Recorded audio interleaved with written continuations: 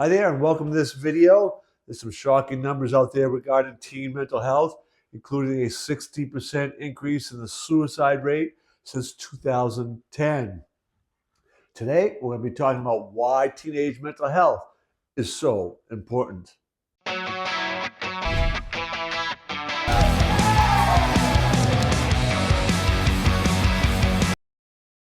The teenage brain is not the same as an adult's brain. It's still developing, so we definitely want to be looking at how that will factor into teenage mental health. We want to be looking at the consequences of ignoring teenage mental health. And what about things like academic pressures and social media and how those will play out? And then what do we do about it? All those we'll be talking about in this video.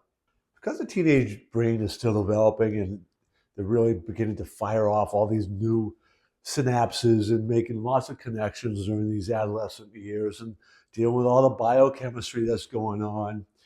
When they are under chronic stress, anxiety over longer periods of time, those connections, that functioning, that growth and development of the brain, particularly the prefrontal cortex, can be interfered with.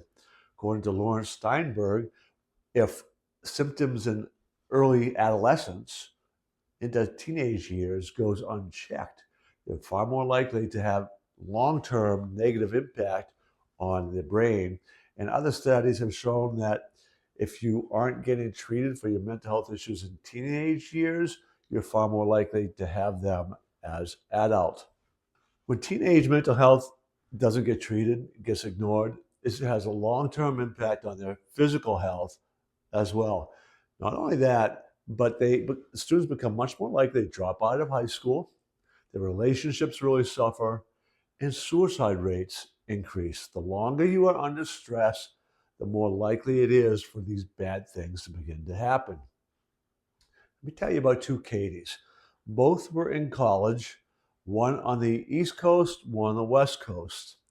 One was a soccer star, the other was just your average student, but both were attending highly demanding academic institutions. Katie grew up on the East Coast. Her history had been, going back to middle school, having high anxiety. In fact, it impacted her ability to attend school while in middle school. And when she did attend physically, emotionally, she wasn't there. But she got help. She got support. She was able to learn some strategies and skills to address this anxiety. She then was able to get into a highly competitive college, one with a 7% acceptance rate. And her junior year in college, she made the decision to take time off because her sister was dying. She spent that last year with her sister, who passed away, and then she went back to school after that. The Katie on the West Coast was a soccer star. She actually went on to compete at Stanford University and became a star there. Almost the same time frame as the other Katie's sister was dying, the Katie on the West Coast committed suicide. It shocked everybody. There was no indication, according to most people. They thought she was well adjusted. She was doing really well.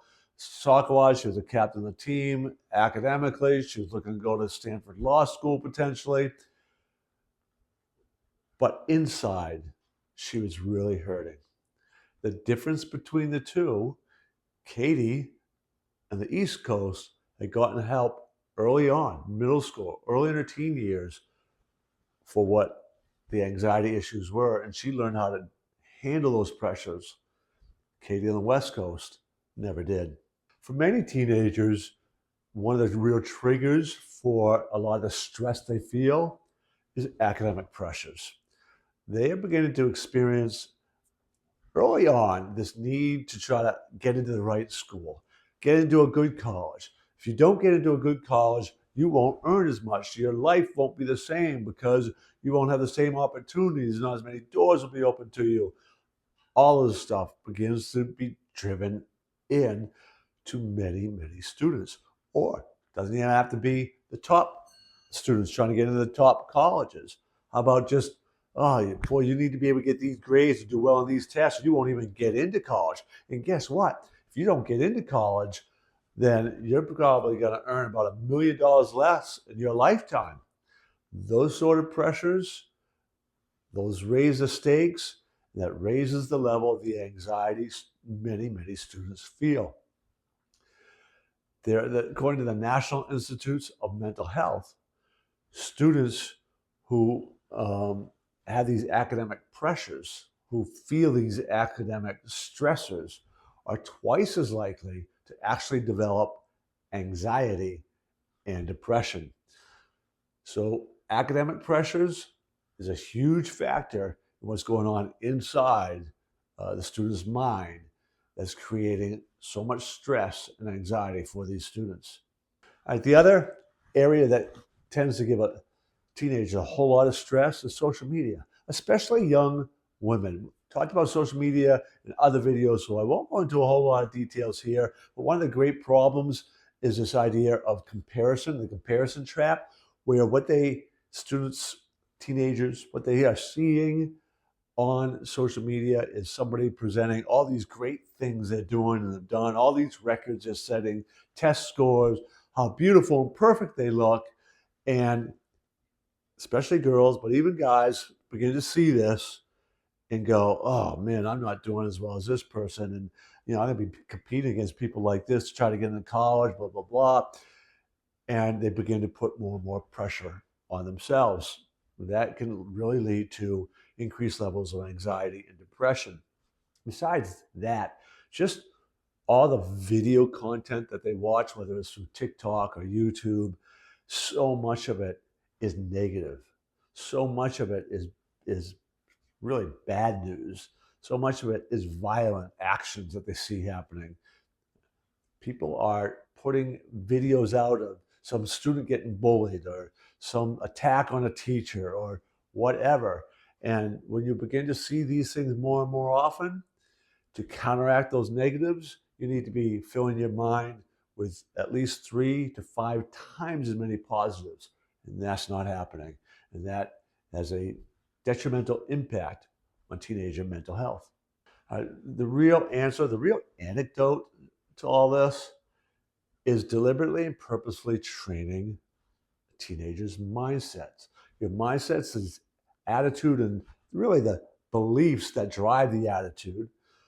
It's about how you're going to perceive and react to the world.